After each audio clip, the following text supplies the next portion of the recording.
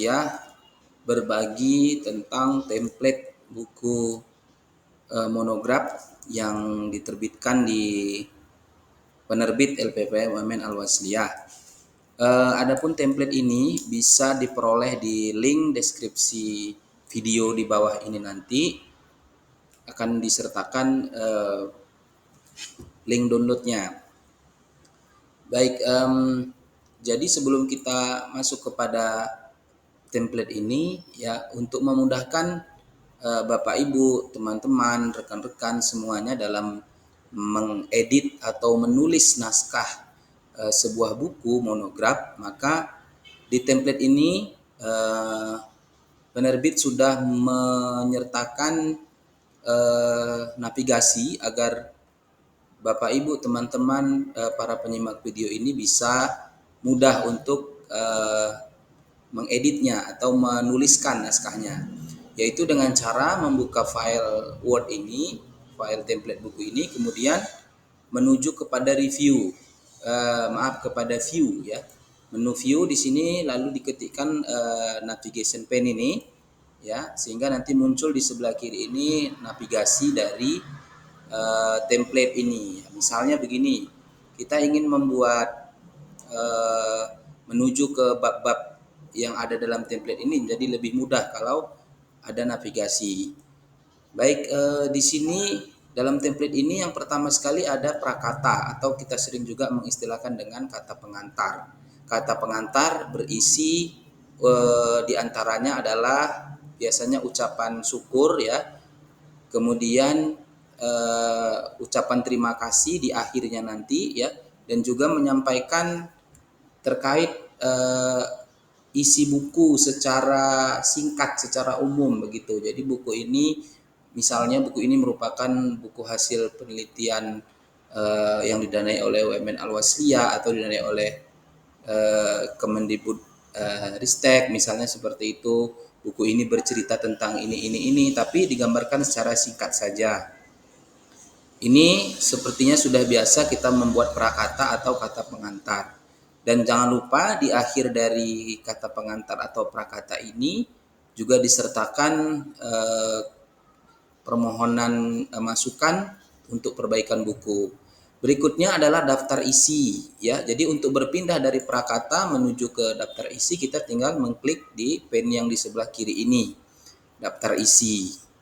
Nah, bagi para penyimak semua yang kesulitan membuat daftar isi, ini nanti bisa kita bantu di penerbit LPP Wamen Al-Wasliyah untuk membuatkan daftar isi. Jadi sekiranya kesulitan membuat daftar isi, maka ini dikosongkan saja. Kemudian berikutnya adalah daftar tabel, begitu juga, ya. Kalau kesulitan membuatnya, silakan boleh dikosongkan. Daftar gambar juga seperti itu. Kemudian daftar lampiran. Kalau ada lampirannya boleh nanti ditambahkan. Misalnya lampiran dalam buku berupa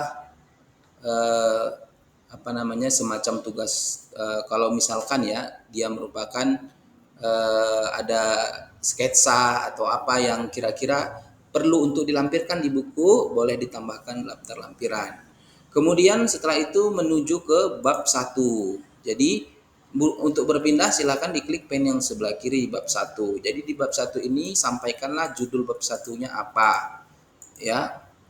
Apakah misalnya pendahuluan atau bab 1-nya berisi pengantar apa, semacam itu, boleh dituliskan di sini. Kemudian juga di sini ada subbab. Jadi di bagian ini, ya, di bagian ini tadi tinggal Bapak Ibu penyimak semua bisa menggantinya. Ya, ini tinggal dihapus kemudian diketikkan di sini. Kemudian berikutnya adalah subbab. Ya, subbab, maaf. Subbab di sini kita tinggal masukkan apa? Masukkan saja di sini apa misalnya, ya. Sesuai dengan topik ataupun tema ataupun laporan akhir yang ingin diubah ke dalam bentuk monograf. Kemudian begitu juga ini subbab yang keduanya, ya. Berpindah ke bab yang kedua, silahkan diketik bab kedua lalu dihapus ini, digantikan dengan judulnya. Begitu juga di bab 2 itu ada subbabnya. Lanjut ke bab 3, kemudian ke bab 4, ya, ke bab 5, dan nanti di bagian akhir dari bab itu ada namanya daftar pustaka. Di template ini ada 15 cara penulisan daftar pustaka menurut apa style, ya. American Psychological Association. Misalnya ada bagaimana cara mengutip buku, cara mengutip bab buku, kemudian bagaimana cara mengutip dari membuat daftar pustaka dari makalah konferensi, kumpulan data, kemudian dari jurnal artikel dan seterusnya. Di sini semuanya lengkap, bisa dijadikan acuan dalam penulisan daftar pustaka yang benar menurut apa. Kemudian berikutnya adalah glosarium. Glosarium ini merupakan istilah-istilah atau definisi yang ada di dalam buku kita. Misalnya buku kita adalah buku di bidang sains, ya, yang ada kata-kata yang tidak jamak, terdengar yang tidak populer misalnya, ya. Di sini kita masukkan ke dalam buku kita. Nah, untuk memudahkan pembaca kita bisa menambahkan glosarium atau istilah arti-arti dari istilah-istilah yang ada di dalam bidang-bidang ilmu tertentu. Kemudian indeks. Indeks ini berisi kata kunci dan nomor halaman yang mengandung kata kunci tersebut. Ya, ini bisa kita temui. Namun indeks dan glosarium ini tidak wajib ada di sebuah buku. Jadi kalau mau bukunya lebih lengkap, lebih baik boleh ditambahkan. Dan yang di bagian akhir adalah biografi penulis.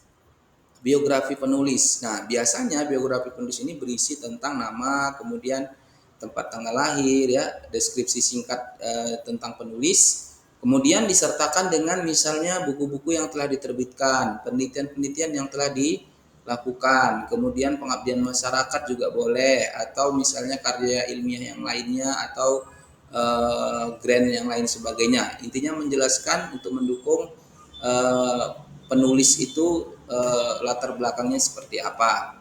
Kemudian ada di sini yang menjadi yang tertinggal di sini, yaitu adalah sinopsis yang bagian terakhir, sinopsis buku. Sinopsis buku ini tidak nanti dimasukkan ke dalam bagian utama buku, tapi akan diletakkan di cover belakang atau halaman sampul belakang buku, dan juga sebagai syarat pengajuan ISBN di Perpusnas. Jadi ini juga harus dibuat sinopsis bukunya. Baik, demikian saja penjelasan singkat tentang bagaimana membuat buku monograf hasil penelitian. Terima kasih. Wassalamualaikum warahmatullahi wabarakatuh.